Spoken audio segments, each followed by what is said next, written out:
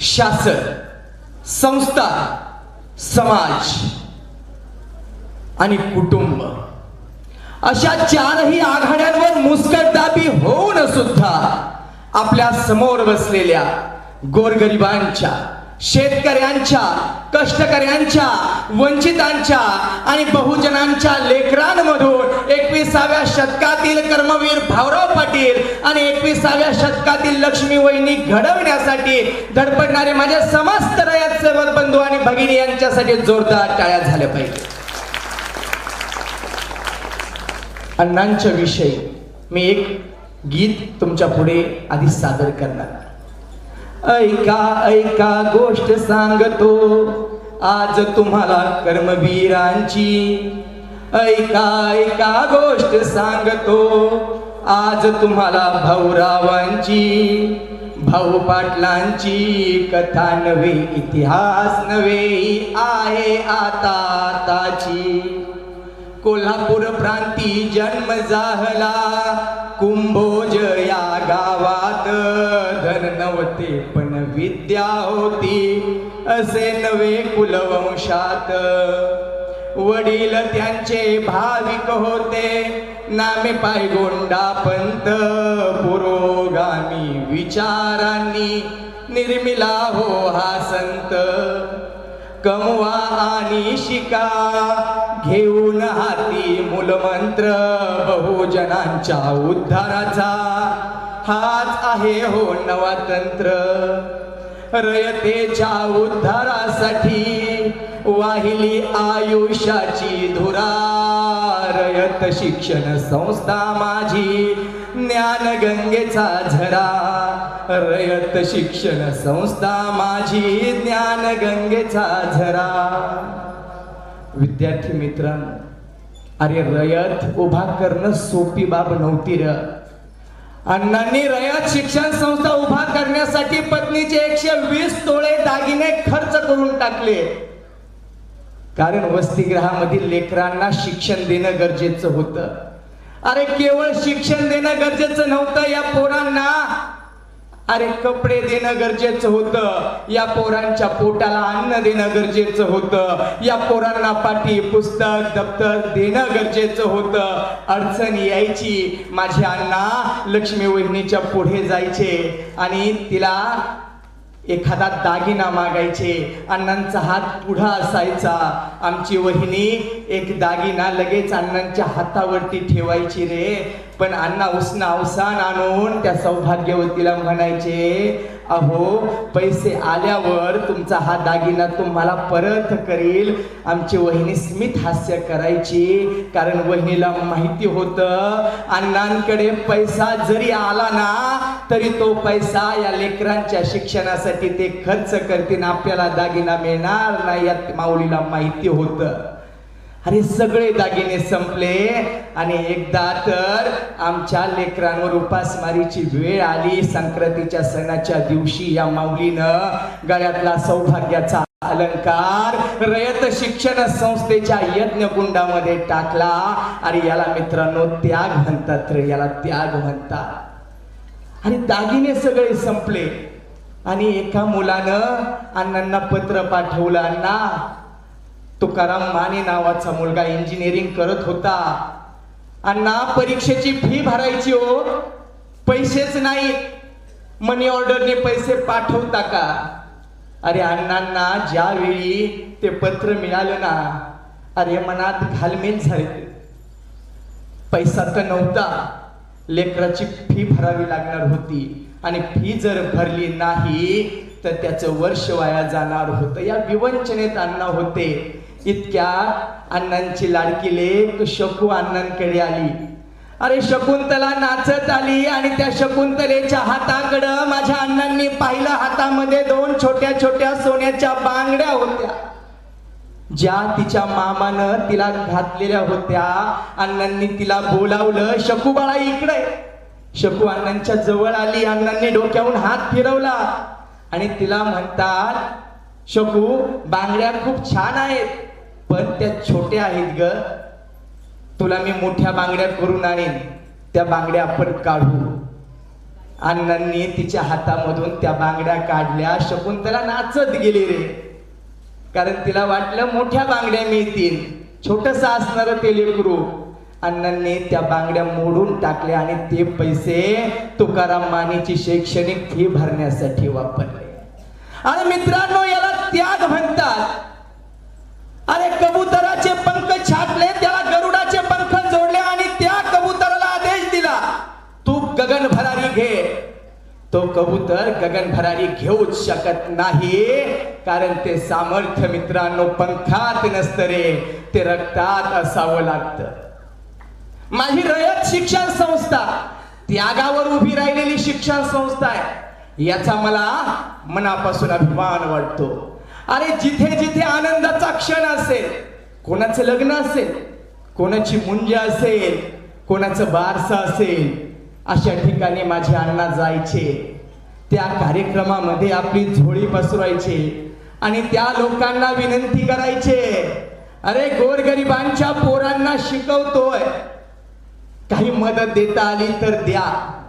अरे एखादा आमचा शेतकरी यायचा, खिशात हात घालायचा, खिशात असणारी दमडी त्या अण्णांच्या झोळीमध्ये टाकायचा. अरे एखादी आमची माय यायची, जवळची पैशाची पिशवी चापायची, पैसे नाही सापडले तर कानातली कुडी काढायची, ती सोन्याची कुडी अण्णांच्या त्या झोळीमध्ये टाकायची. अरे एखादी माझी माय बापडी धावत घरी जायची, आपल्या लेकरांचे जुने कापड आणायची, त्या झोळीमध्ये टाकायची. कोणी धान्य घेऊन यायचा, त्या झोळीमध्ये टाकायचा आणि ते सगळं घेऊन अण्णा धनिनीच्या बागेमध्ये यायचे आणि वसतिगृहामध्ये असणारी पोरं त्या वडाच्या झाडाखाली बसलेली असायची. अण्णांना तिकडून येताना पाहिलं की मुलांचा गलका व्हायचा. अरे अण्णा आले, अण्णा आले. अरे त्या अण्णा आले या आवाजानं तिथं असलेला फाटक्या इजारीतला सदू आनंदित व्हायचा. त्याला माहिती होतं अण्णांनी आता माझ्यासाठी इजार आणली असेल. तिथं असलेला गरुला सुद्धा आनंद व्हायचा, माझा फाटका सदरा अण्णांनी काल पाहिला, अरे मला सदरा आणला असेल. आणि तिथं असणाऱ्या धोंडूला माहिती होतं आता अण्णांनी आपलं पोट भरण्यासाठी धान्य आणलं असेल. तर शिक्षणाची वाचनाची भूक असलेल्या पांडूला माहिती होतं अण्णांच्या गाठोड्यामध्ये आता आपल्यासाठी पुस्तकं असतील. तर आमच्या त्या छोट्याशा अण्णांच्या बेबीला माहिती होतं आता अण्णा काहीतरी खाऊ आपल्यासाठी घेऊन आले असतील. सगळी पोरं धावत जायची. अण्णामध्ये चोहोबाजूने 18 पगड जातीच्या मुलांचा अण्णांना गराडा पडायचा. अण्णा त्या झोळीमधून एक वस्तू काढायचे, त्या लेकराच्या हातात द्यायचे. त्या लेकराला वस्तू मिळाल्यावर त्याच्या डोळ्यात असणारा जो आनंद होता ना, तो पाहिलं की माझ्या अण्णांचा थकवा कुठल्या कुठं पळून जायचा रे. अरे बाप जे आपल्या घरासाठी करतो ना, त्यापेक्षा काकणभर जास्त या बाप माणसानं आपल्यासाठी त्या पोरांसाठी केलं. ही रयत शिक्षण संस्था उभा केली. आज अण्णा आपल्यामध्ये नाही, पण अण्णांनी खूप दिलं रे आपल्याला, सगळं दिलं. असं म्हणतात, देणाऱ्यानं देत जावं, घेणाऱ्यानं घेत जावं. हिरव्या पिवळ्या डोंगराकडून हिरवी पिवळी शाल घ्यावी, उसळलेल्या दर्याकडून पिसाळलेली आयाळ घ्यावी, दमलेल्या भीमेकडून तुकोबाची माळ घ्यावी. देणाऱ्यानं देत जावं, घेणाऱ्यानं घेत जावं, घेणाऱ्यानं घेता घेता देणाऱ्याचे हात घ्यावं, देणाऱ्याचे हात घ्यावं. अण्णांकडून आपण भरपूर घेतलं रे, पण आता बोथरा साहेब देण्याची वेळ आपली आलेली आहे. कारण ही जी रयत शिक्षण संस्था फार मोठी संस्था, आज 5 लाख विद्यार्थी रयत शिक्षण संस्थेमध्ये शिक्षण घेत आहे. आज या रयत शिक्षण संस्थेचा अर्थसंकल्प गोवा राज्याच्या अर्थसंकल्पा एवढा आहे. अरे आमची ही जर मुलं अरे शहरी शिक्षणाच्या दर्जाबरोबर जर चालवायची असेल, त्यांना तशा भौतिक सुविधा द्यावे लागणार आहेत. इंटरॅक्टिव्ह बोर्ड आज रयत शिक्षण संस्थेमध्ये साहेब बसवण्याचं काम सुरू आहे. त्या बोर्डची रक्कम 1 लाख रुपये. एवढा पैसा आणण्यासाठी अरे अण्णांनी रयत शिक्षण संस्थेमधून पोरं मोठी केली आणि माऊली शेठ याच मोठ्या झालेल्या पोरांनी रयत शिक्षण संस्था पुढे मोठी करण्याचं काम केलेलं आहे, तेव्हा अण्णांचा हा जर गाडा आहे, अण्णांची ही जी पालखी आहे, ती तुमच्यासारख्या दातृत्ववान माणसांना आपल्या खांद्यावरती घ्यावी लागणार आहे. ही पालखी आता वाहण्याची जबाबदारी खऱ्या अर्थाने अण्णांचा वारकरी म्हणून आपल्या सर्वांवरती आलेली आहे. मित्रांनो, खूप मोठं व्हा, आकाशाला गवस निघाला, पण ज्या घरट्यानं आपल्याला ऊब दिली ना, त्या घरट्याकडे जरूर वळून पहा, कारण त्या घरट्यामध्ये आता दुसरी पिलं आलेली असतात आणि त्यांना आपल्या मदतीची गरज असते, त्यांना आपल्या त्या उभेची गरज असते. आज हा सुंदरसा सोहळा या निमित्ताने मित्रांनो साजरा केला जातो. जयंती सोहळे माझ्या महापुरुषांचे थाटात साजरे होतात. लक्षात घ्या, एवढं मोठं व्हायचं की आपल्या आईवडिलांचं नाव तर मोठं झालंच पाहिजे, पण आपल्या शाळेचं सुद्धा नाव मोठं झालं पाहिजे. हे जर गाव पाहिलं तर दातृत्ववान माणसांची फळी इथे पाहायला मिळते. अरे कोणी मोठा हॉल आपल्याला बांधून देतय, कोणी आपल्याला खुर्च्या देतय, अरे कोणी त्या ठिकाणी वॉटर फिल्टर देतय, पण अवस्था अशी आहे की कितीही द्या, अण्णांचा हा गावगाडा हाकत असताना नाईकवाडी साहेब जो निधी आपल्या उत्तर विभागाला येतो तो देताना तुमचा जीव मेटाकुटीला येतो याची आम्हाला खात्री आहे. पण मला खात्री आहे, 100% सांगतो, या गावाला निधी कमीच पडू शकत नाही, कारण हे थोर माणसं, हे दातृत्ववान माणसांची फौज या भाळवणी गावाला लाभलेली आहे. मला या सुंदरशा सोहळ्याच्या निमित्ताने आदरणीय साहेबांनी फक्त 10 मिनिटाची वेळ दिली ती, मला वाटतं 15 मिनिटापर्यंत बोललो. साहेब मनापासून दिलगिरी व्यक्त करतो. आदरणीय साहेबांनी मला अजून 5 मिनिटं दिलेली आहे. मित्रांनो, अण्णा ज्या ज्या ठिकाणी जायचे ना, विचार फक्त अण्णांच्या डोक्यात एकच, रयत रयत आणि रयत. रयत शिक्षण संस्था म्हणजे अण्णा आणि अण्णा म्हणजे रयत शिक्षण संस्था. साहेब, रयत शिक्षण संस्थेचा 1ही रुपया स्वतःच्या संसाराला मी वापरणार नाही, अण्णांनी शपथ घेतलेली होती. नाही वापरला पैसा. आणि बॅरिस्टर व्हायला साहेब 14 मुलं पाठवली, पीजी पाटलांसारखा पोरगा पाठवला, इतर मुलं पाठवली, पण त्याच मुलांच्या एवढा हुशारीचा असणारा स्वतःचा मुलगा होता आप्पासाहेब.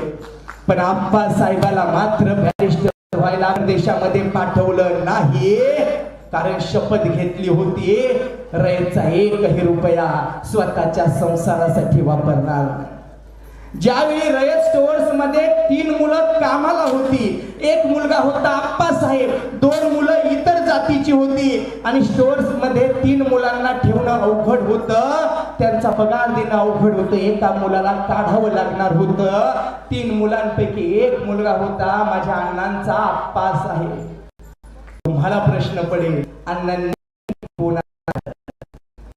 स्वतःच्या मुलाला कामावरून काढून टाकलं आणि त्याला कुठे नोकरी मिळावी म्हणून शिफारस सुद्धा दिली नाही. अरे याला त्याग म्हणतात रे. आम्ही रक्तरंजित इतिहास पाहतो, पण त्यागाचा इतिहास सुद्धा सुवर्णाक्षरांनी लिहिला जातो. जनमानसांच्या काळजात खचतो आणि काळजात घर करून राहतो तो मित्रांनो कायमचा. अरे अण्णांनी साळी माळी तेली तांबुळी लोहार सुतार महार मान चांबार मराठा धनगर बिंदू पारधी सगळी एका छताखाली आणली आणि त्या छताला एक नाव दिलं. ते नाव म्हणजे रयत शिक्षण संस्था, माझी संस्था. असा हा सुंदरसा सोहळे अण्णांचे साजरे होतात. मित्रांनो, अण्णांच्या या विचारातून आपण प्रेरणा घ्यायची.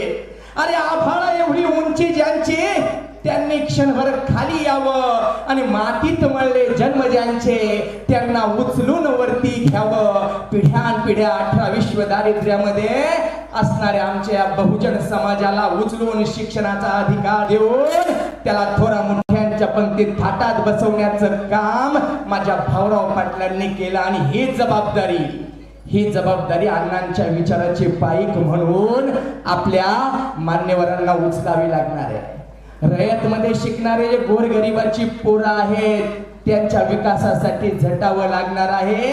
कारण याच पोरांमधून एखादा उद्याचा आदर्श डॉक्टर घडू शकतो. याच बसलेल्या पोरांमधून उद्याचा यशवंतराव चव्हाण घडू शकतो. मित्रांनो, त्यासाठी यांच्या विकासाकडे लक्ष देण्याची गरज आहे. आमच्या भारत देशाचा फक्त 2.5% GDP हा शिक्षणावर खर्च केला जातो. तो 4% पर्यंत त्याही पेक्षा पुढे नेण्याची गरज आहे. कारण हे जर शिक्षणाची गुंतवणूक पायामध्ये जर केली ना, तर उद्याच्या भव्य इमारती उभा राहिल्याशिवाय थांबणार नाही. मित्रांनो, जाताना फक्त एवढं सांगतो, रात्र नाही स्वप्न बदलते, दिवा नाही वाट बदलते. नेहमी जिंकण्याची इच्छा मनात ठेवा. कारण नशीब बदलो अगर न बदलो, पण प्रयत्नाने यश मात्र नक्कीच मिळते. यश मात्र नक्कीच मिळते.